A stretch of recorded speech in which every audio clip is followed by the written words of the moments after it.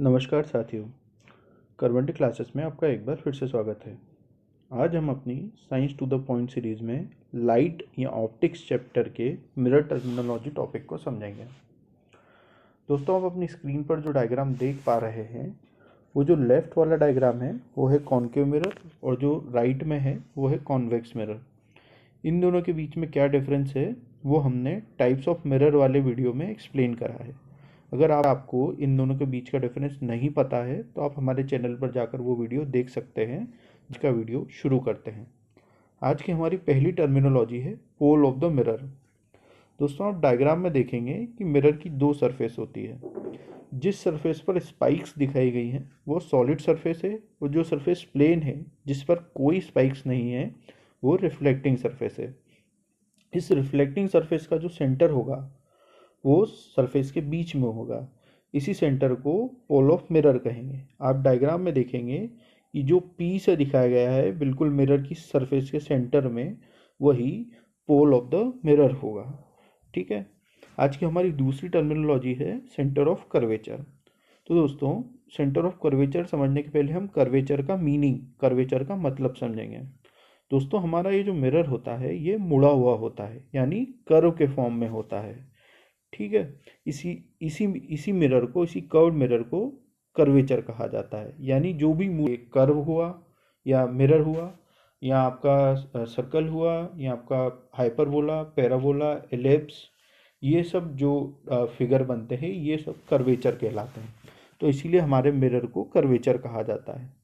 अब हम ये करते हैं कि आप डायग्राम में देखेंगे, हम मिरर के जो ऊपर वाला एंड है उसको, वो जिस डायरेक्शन में मुड़ा हुआ है उसी डायरेक्शन में हम आगे बढ़ाते हैं। हमने डायग्राम में एरो के माध्यम से बताया है कि हमने उस ऊपर वाले एंड को किस डायरेक्शन में आगे बढ़ाया है। इसी तरह हम नीचे वाले एंड को भी जिस डायरेक्शन पे वो मुड़ा है उसी डायरेक्शन में एरो बनाते हुए आगे बढ़ाया है। अब एक पॉइंट आता है जहाँ पे ये ऊपर वाला एंड और जो नीचे वाला एंड है ये एक्सटेंड होते होते आपस में मिल जाते हैं। ठीक है। अब जो ये डायग्राम हमने एक्सटेंड करके जहाँ पे ये पॉइंट मिल गए हैं, इसके बाद हमको जो डायग्राम दिखाई दे रहा है ये स्फीयर होता है। आप स्फीयर का जो सेंटर होगा वही सेंटर ऑफ कर्वेचर होता है। ठीक है। जो हमने डायग्राम में सी से दिखाया है। एक्सटेंडेड पार्ट है उसको हटा दिया तो हमारा मिरर फिर से पहले जैसा दिखने लगेगा। अब इस मिरर, हमारे मिरर का सेंटर भी वही होगा जो इससे बने स्फीयर का होता है, यानी हमारे मिरर का सेंटर ऑफ कर्वेचर सी होगा। ठीक है।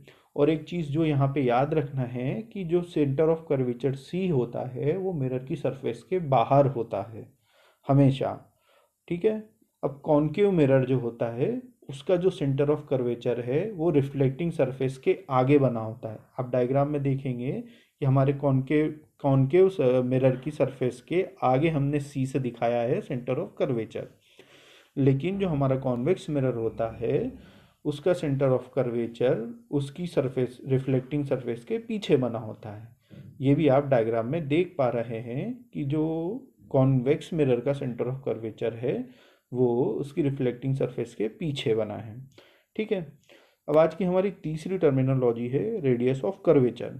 दोस्तों, हमने हमारे मिरर के दोनों एंड्स को एक्सटेंड करके जो स्फीयर बनाया था, उस स्फीयर की जो रेडियस होती है उसी को हम रेडियस ऑफ कर्वेचर कहते हैं।